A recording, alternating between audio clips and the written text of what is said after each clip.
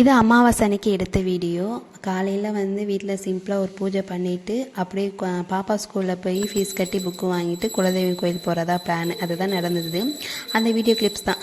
எனக்கு என்னமோ இப்போல்லாம் கொஞ்சம் மனசுக்குள்ளேயே தோணிக்கிட்டே இருக்குது. நேர்மையாக இருக்கவங்களுக்கு எதுவுமே ஒரு கெட்டது நடக்காது சொல்லுவாங்க. அதுக்கு மாற்று கருத்தாக தான் இப்போ எனக்கு நடக்குதா என்னன்னு எனக்கே தோணுது.